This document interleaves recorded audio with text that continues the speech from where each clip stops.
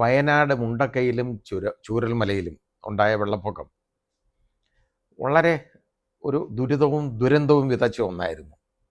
നമ്മുടെ കേരള ജനതയെന്നല്ല, ലോക മനസ്സാക്ഷി തന്നെ ഞെട്ടിച്ച സംഭവമാണ്.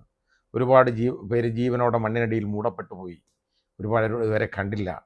ശവശരീരം പോലും കിട്ടിയിട്ടില്ല. ആളുകളുടെ മൃതശരീരം പോലും കിട്ടാതെ ഒരുപാട് പേര് ഇന്നും ദുഃഖിക്കുന്നുണ്ട്, എവിടെ എന്താണെന്ന് അറിയാൻ വയ്യാതെ. അപ്പോൾ അവിടെ ഒരു മനുഷ്യൻ, അയാളുടെ 16 ബന്ധുക്കളും ഉറ്റവരായിട്ടുള്ള 16 പേരും അയാൾ വെച്ച പുതിയ വീടും ഇതുപോലെ നഷ്ടപ്പെട്ട ഒരാളുണ്ട്, നൗഫൽ. അയാളെ ഒക്കെ ഒരു വീട് ഇപ്പോൾ അനുവദിച്ചിട്ടുണ്ട്. അതായത് ആദ്യം 450 പേർക്ക് വീട് അനുവദിക്കും എന്നൊക്കെ പറഞ്ഞിട്ട് ബാക്കി അതിൽ ബുദ്ധിയുള്ള ഒരു വീട് വേണ്ട, ഞങ്ങൾക്ക് പൈസ തന്നാൽ മതി എന്നൊക്കെ പറഞ്ഞ് പോയി. 350 പേർക്ക് വീട് കൊടുത്താൽ മതി. 774 കോടി രൂപ സർക്കാരിൻ്റെ ഖജനാവിലുണ്ട് ഇതിനു വേണ്ടി. അതായത് CMDRF, chief ministers distract relief fund, CMDRF, അതുപോലെ തന്നെ ഇതിനുള്ള CSR ഫണ്ടും, ഇതിനെ കൂടെ 774 കോടി രൂപ ഈ സർക്കാരിൻ്റെ കയ്യിൽ വന്നിട്ട് ഇത്രയും നാൾ അതിൻ്റെ മേളിൽ കിടന്നുറങ്ങി. എന്നിട്ട് അതിൻ്റെ നിർമ്മാണം കൊടുത്തതോ ഇപ്പോൾ ഊരാളുങ്കൽ സൊസൈറ്റി എന്ന് പറയുന്നുണ്ട്. അതായത് നമ്മുടെ കേന്ദ്രത്തിലെ അദാനി എങ്ങനെയാണോ അതുപോലെ കേരളത്തിലുള്ള അദാനിയാണ് ഈ പറയുന്ന ഊരാളുങ്കൽ സൊസൈറ്റി. മാർക്സിസ്റ്റ് പാർട്ടിയുടെ ആളുകളാണ് അത് മുമ്പോട്ട് നടത്തിക്കൊണ്ടിരിക്കുന്നത്. അപ്പോൾ അവർക്ക് എല്ലാ കോൺട്രാക്റ്റും കൊടുക്കണം. ടെൻഡറൊന്നും വേണ്ട. ബിഡും ടെൻഡറും ഒന്നും ഇല്ലാതെ തന്നെ അവർക്ക് കോൺട്രാക്റ്റ്, സർക്കാർ ലേബർ കോൺട്രാക്റ്റ് ആയതുകൊണ്ട് കൊടുക്കാം. ലേബർ കോൺട്രാക്റ്റ് സൊസൈറ്റിയാണ്, അങ്ങനെയുള്ളവർക്ക് ബിഡും ടെൻഡറും ഒന്നും വേണ്ട എന്നുള്ള രീതിയിൽ അങ്ങ് പോയി. തോന്നിവാസം പോലെ പണം വാരി കൊടുത്താണ് ഇത് ചെയ്യിപ്പിക്കുന്നത്. എന്നിട്ട് ഇതിൻ്റെ പണി വല്ലതും തീർന്നു. ഈ ഇലക്ഷൻ അങ്ങോട്ട് പ്രഖ്യാപിക്കുന്നതിന് തൊട്ട് മുമ്പ് തന്നെ നമ്മുടെ മുഖ്യമന്ത്രി പോയിട്ട് അങ്ങ് ഉദ്ഘാടനത്തിൻ്റെ മേളയായിരുന്നു. കാണുന്നിടത്തെല്ലാം അങ്ങ് ഉദ്ഘാടനം. അങ്ങനെ അവിടെയും പോയി അങ്ങ് ഉദ്ഘാടനം നടത്തി. വീടിൻ്റെ പണി പൂർത്തിയാവാതെ ഏതെങ്കിലും ഉദ്ഘാടനം നടത്താൻ പാടുണ്ടോ? അതിൻ്റെ പണിയൊന്നും പൂർത്തിയായിട്ടില്ല. അവിടെ കറണ്ടില്ല, വെള്ളമില്ല, അതേപോലെ തന്നെ ടോയ്ലറ്റ് സംവിധാനങ്ങളൊന്നും ഏർപ്പെടുത്തിയിട്ടില്ല. ഇതൊന്നും ഇല്ലാതെ വീട് സ്ട്രക്ചർ പണിഞ്ഞിട്ട് അത് ഇപ്പം പ്ലാസ്റ്ററൊക്കെ ചെയ്ത് കുറേ വീടുകൾ അതിലേതാണ്ട് 175 വീടോ എങ്ങാണ്ട് പൂർത്തിയാവുന്നു എന്ന് പറഞ്ഞു. അതിൻ്റെ ആണെന്നും പറഞ്ഞ് ഈ അങ്ങോട്ട് കൊടുത്തു. താമസിക്കാൻ നോക്കും വീടും കൊടുത്തിട്ട് ഇത്രയും നാളായില്ലേ. ഇനിയിപ്പോൾ അവിടെ തിരിഞ്ഞു നോക്കത്തില്ല. അതിൻ്റെ കാരണം എന്താണെന്നറിയാമോ? ഈ വോട്ട് പെട്ടിക്കകത്ത് വീട് കഴിഞ്ഞ്, അതുകൊണ്ട് ഇനി ഈ ഒരുത്തനും താല്പര്യമില്ല അതിനകത്ത്. അപ്പം ഞാൻ ഈ നൗഫലിൻ്റെ കാര്യം പറയാനുള്ള കാര്യം എന്താണെന്നറിയോ? അയാൾ പറഞ്ഞ അയാളുടെ വീടിന് പൊട്ടലുണ്ട് ഭിത്തിയിൽ. അപ്പം അത് അയാൾ ആദ്യം പൊട്ടലുണ്ടെന്ന് പറഞ്ഞു. അപ്പോൾ അവിടെ നമ്മുടെ മന്ത്രി രാജൻ പോയിട്ട് ഒരു പ്രകടനം നടത്തുന്ന കണ്ടു. മേശപ്പുറത്ത് പണ്ടൊരാൾ കയറിയ ആൾ ഞാൻ കണ്ടിട്ടുണ്ട്. അത് നിയമസഭയിലായിരുന്നെങ്കിൽ ഇവിടെ മേശപ്പുറത്ത് പുള്ളി ഒരു മേശയിട്ട് അതിൻ്റെ മേളിൽ കയറിയിട്ട് ഇത് കണ്ട് വരച്ചു വെച്ചേക്കുന്നതാണ്, അടയാളപ്പെടുത്തിയതാണ്. എന്താണെന്നറിയോ? വെള്ളം കിനിഞ്ഞിറങ്ങിയ ഈ വെള്ളം ഇങ്ങനെ വീട്ടിനത് കിനിഞ്ഞിറങ്ങുന്ന എനിക്ക് ആദ്യമായിട്ട് ഞാൻ പഠിക്കുക. ഇല്ല, പൊതുജനമെന്ന് ഒരാളെ പഠിപ്പിച്ചില്ലേ നമ്മളെ എന്ന് പറഞ്ഞ പോലെയാണ് ഈ വെള്ളം കിനിഞ്ഞിറങ്ങുന്നത്. വീടിന് ചോർച്ചയില്ലാതെ വെള്ളം എങ്ങനെ കിനിഞ്ഞിറങ്ങും? അകത്ത് വെള്ളം കിനിഞ്ഞിറങ്ങുന്നതാണെങ്കിൽ വീട്ടിൽ താമസിക്കാൻ പറ്റുമോ? വെള്ളം കിനിഞ്ഞിറങ്ങിയതിൻ്റെ ഭാഗം മാർക്ക് ചെയ്താണെന്ന്. എന്തിനെന്നറിയോ? അതിൻ്റെ മുകളിൽ നന്നാക്കാൻ. എന്ന് വെച്ചാൽ അതിൻ്റെ മേൽത്തട്ടിന് ചോർച്ച ഉണ്ടെന്ന് അർത്ഥം. മലയാളത്തിൽ അങ്ങനെ എനിക്ക് മനസ്സിലാവുന്നത്. ഏതായാലും അതിൻ്റെ ചോർച്ച, അതിന് പണി തീർന്നില്ലല്ലോ. ഇനി മുകളിലൊക്കെ ഏതാണ്ട് മുകളിൽ എന്തോ ഇനി ചെയ്യാനുള്ളേ? മുകളിൽ വാർത്ത് കഴിഞ്ഞു, അതിൻ്റെ മുകളിൽ പ്ലാസ്റ്റർ ചെയ്തു, അതും കഴിഞ്ഞു. എന്നിട്ട് വെള്ളം കിനിഞ്ഞിറങ്ങണമെങ്കിൽ അതിൻ്റെ അർത്ഥം എന്തുവാ? അത് ശരിയായിട്ടല്ല ചെയ്തേക്കുന്നത്. അതിനാവശ്യമുള്ള സിമെൻ്റ് ഇല്ല, മെറ്റൽ കാണത്തില്ല, മണൽ കാണത്തില്ല. അപ്പോൾ കിനിഞ്ഞിങ്ങനെ ഇറങ്ങിക്കൊണ്ടിരിക്കും. ഇനി അതിന് മുകളിലെല്ലാം അല്ലെങ്കിൽ മേൽക്കൂരയും കൂടെ മേണ്ട ഗതികേട് വന്നേക്കാണ്. ഇതാണ് ഒരെണ്ണം കണ്ടേ. അപ്പോൾ ഈ മന്ത്രി കയറി ഇത് ചുരണ്ടി അങ്ങോട്ട് കാണിച്ചു, ഇത് പൊട്ടലല്ല, വെള്ളം കിനിഞ്ഞിറങ്ങിയത് മാർക്ക് ചെയ്തേക്കാണെന്ന്. അതാ ഞാൻ പറഞ്ഞത്, കിനിഞ്ഞിറങ്ങിയതിൻ്റെ കാര്യമാണ് ഞാൻ ചോദിക്കുന്നത്. അപ്പം നൗഫൽ പറയുന്നത് എന്താ പറയുക? അതിൻ്റെ തൊട്ടടുത്ത മുറിയിൽ അത് കാണിച്ചു, ഈ മാധ്യമങ്ങളിൽ അത് കാണിച്ചു, ഞാൻ കണ്ടു. നല്ല പൊട്ടലുണ്ട് ഭിത്തിക്ക്. ആ പൊട്ടൽ കിടക്കുക. പുതിയ വീടാണ്. ഒരു 3-4 വർഷം കഴിഞ്ഞത് പൊട്ടൽ ഭിത്തിക്ക് വീണാൽ നമുക്ക് മനസ്സിലാക്കാം. ഇത് പുത്തൻ വീടിന് ഭിത്തിക്ക് പൊട്ടൽ വരികയാണെന്ന് പറഞ്ഞു കഴിഞ്ഞാൽ അവിടെ ഇരുത്തിയതാണ്. അതായത് അതിന് പ്രോപ്പറായിട്ടുള്ള ഫൗണ്ടേഷനും ബേസ്മെൻറ്റും ഒന്നും ഇല്ലാത്തത് കൊണ്ടാണ് അത് സംഭവിച്ചേക്കുന്നത്. അപ്പോൾ അത് ചെയ്തിട്ടില്ല, ശരിയായിട്ട് ചെയ്തിട്ടില്ല, പ്രോപ്പറല്ല.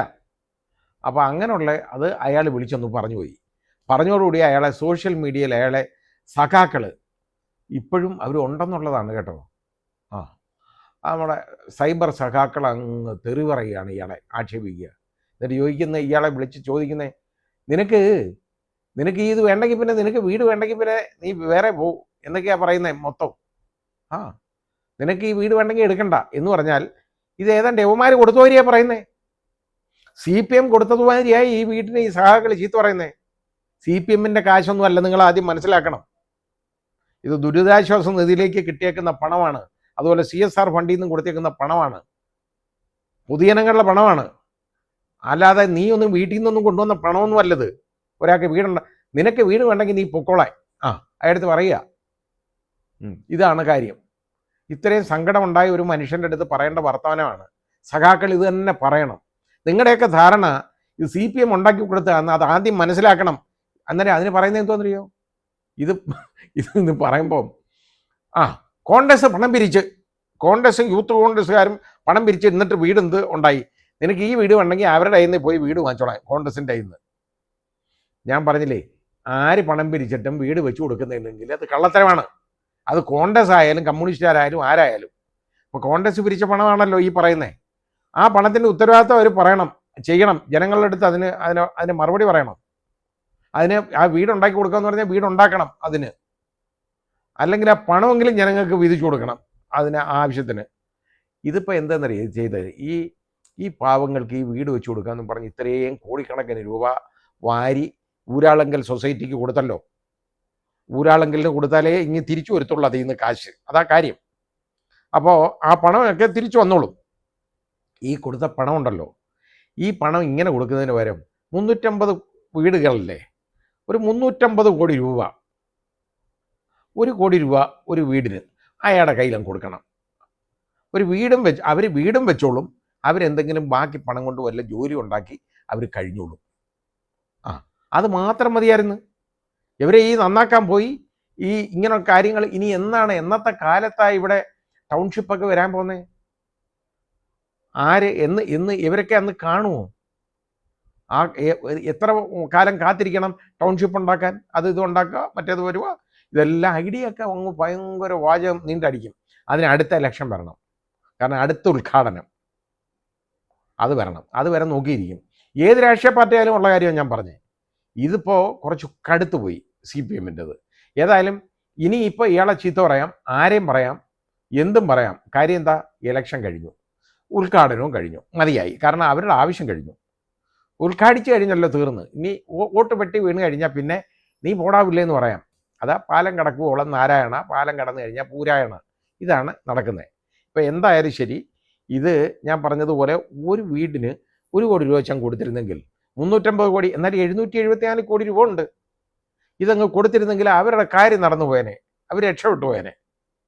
അത് ചെയ്തില്ല. അതിന് പകരമാണ് ഇതുപോലെ സ്ഥലവും വാങ്ങിച്ച് റെഡിയാക്കി ഏതായാലും ഈ രീതിയിൽ ഊരാളുങ്കലിന് കാശും കൊടുത്ത് എല്ലാം റെഡിയാക്കി വെച്ചേക്കുന്നത്. ഇനി എത്ര നാൾ വേണം മാത്രമോ ഈ കൊടുക്കുന്ന വീടുകൾ അത് അവിടെ തന്നെ നിൽക്കുമോ? ഒന്ന് ആലോചിച്ച് നോക്കിക്കോളൂ. ഇതുപോലെ പൊട്ടലും ചീറ്റലും ഇപ്പോഴേ ഉണ്ടെന്നുണ്ടെങ്കിൽ എന്തു ചെയ്യും? അതിൻ്റെയൊക്കെ മേൽക്കൂരയ്ക്ക് ക്രാക്ക് ഉള്ളത് കൊണ്ടാണ് ഇത് വരുന്നത്. അതായത് ശരിയായ കോൺക്രീറ്റ് അവിടെ വീണിട്ടില്ല, അതാണ് കാര്യം. അപ്പോൾ എപ്പോഴായാലും നമ്മൾ മനസ്സിലാക്കേണ്ടത്, ഈ വീടൊക്കെ പണിയുമ്പോൾ ഇത് വളരെ സൂക്ഷിച്ച് പണിഞ്ഞില്ലെങ്കിൽ ഇങ്ങനെയൊക്കെയുള്ള കുഴപ്പങ്ങൾ വരും. പക്ഷേ ഇതങ്ങനെ കണ്ടാണോ? ഇതെല്ലാം കൂടെ തട്ടിക്കൂട്ടി അവസാനം ഏതെങ്കിലും വിധത്തിൽ ഇത് ഉദ്ഘാടനം നടത്തണ്ടേ? എല്ലാം ശരിയായി. അതോടുകൂടി ഇത് ഏതാണ്ട് CPMൻ്റെ വകയായെന്നാണ് അവരുടെ ധാരണ. കോൺഗ്രസ്സുകാർ പിരിച്ച പണം അത് കോൺഗ്രസ് ഉത്തരം പറഞ്ഞോട്ടെ, അതിന് ഉത്തരം പറയണം. ആര് ഇതുപോലെ പണം പിരിച്ചെടുത്താലും ശരി, അതിന് അക്കൗണ്ടബിലിറ്റി വേണം, അത് അക്കൗണ്ട് ചെയ്യണം, അത് പ്രോപ്പറായിട്ട്. അല്ല അത് വീട് കൊടുക്കാമെന്ന് പറഞ്ഞാൽ വീട് കൊടുക്കണം. അതല്ലെങ്കിൽ വീണ്ടും അത് ദുരിതാശ്വാസ നിധിയിലേക്ക്, പിന്നെ അതിലേക്ക് കൊടുത്താലുള്ള കുഴപ്പം നമുക്കറിയാമല്ലോ എന്തുവാന്ന്. അതിൽ നിന്ന് പണം എടുത്ത് ആർക്കൊക്കെയാണ് കൊടുത്തേക്കുന്നത്? മരിച്ച പോലീസുകാരന് വരെ എടുത്തു കൊടുത്തിട്ടുണ്ട്. കോടിയേരി ബാലകൃഷ്ണൻ്റെ ഈ ഗൺമാനായിട്ടിരുന്ന ഒരു പോലീസുകാരൻ മരിച്ച അയാൾക്കവിടെ വീട്ടിൽ പോലും 10 ലക്ഷം രൂപയോ ഏതാണ്ട് എടുത്ത് കൊടുത്തിട്ടുണ്ട് ഇതിൽ നിന്ന്. പിന്നെ ഒരു മരിച്ചുപോയ ഒരു രാഷ്ട്രീയ നേതാവിന് എത്ര രൂപ കൊടുത്തു? നമ്മളൊക്കെ കണ്ടതല്ലേ. ഇതെല്ലാം ഇതിൽ നിന്ന് എടുത്ത് കൊടുക്കും. ഈ പാവങ്ങൾക്ക് കിട്ടേണ്ട പണമാണ് ഇതെല്ലാം. കഷ്ടമാണ്. ഇനിയും ഒരു മരീചി മാത്രമാണ് ഇത്. നിങ്ങൾക്ക് ഈ വീട് ഉടനെ ഒന്നും കിട്ടും എന്ന് ഞാൻ പ്രതീക്ഷിക്കുന്നില്ല. കാരണം ഇലക്ഷൻ കഴിഞ്ഞു പോയി. അല്ലെങ്കിൽ കുറേ ആളും കൂടെ കഴിഞ്ഞ ഒരു ഇലക്ഷൻ കൂടെ ഉണ്ടായിരുന്നെങ്കിൽ, ഒരു അടുത്ത മാസമെങ്കിലും ഉണ്ടായിരുന്നെങ്കിൽ ചിലപ്പോൾ കിട്ടിപ്പോയേനെ. കാരണം അതിനിടെ പണി തീർത്തേനെ.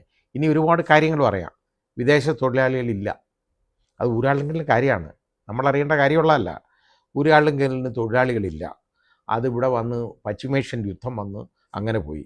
പിന്നെ അതുപോലെ വോട്ട് വന്നിട്ട് ആളുകളെല്ലാം കൂടെ ബംഗാളികൾ വോട്ട് ചെയ്യാൻ പോയി. ഇതൊക്കെയാണ് ഇനി പറയാൻ പോകുന്ന ന്യായങ്ങൾ. ഇതിങ്ങനെ ഇരിക്കും. ന്യായം പറയാൻ ഇവർ കസേര കാണുമോ ഇല്ലയോ എന്നുള്ളത് എനിക്കറിഞ്ഞൂടാ. കാണാൻ എന്തായാലും സാധ്യതയില്ല. പിന്നെ ഈ ജിമ്മിക്കൊക്കെ കളിച്ച് ഇനി എങ്ങനെ വരാൻ പോകുന്നു എന്നുള്ളത് ഈ എണ്ണുമ്പോൾ അറിയാം. ഏതായാലും മെയ് 4 വരെ കാത്തിരിക്കണം. ഏതായാലും കാത്തിരിക്കാം.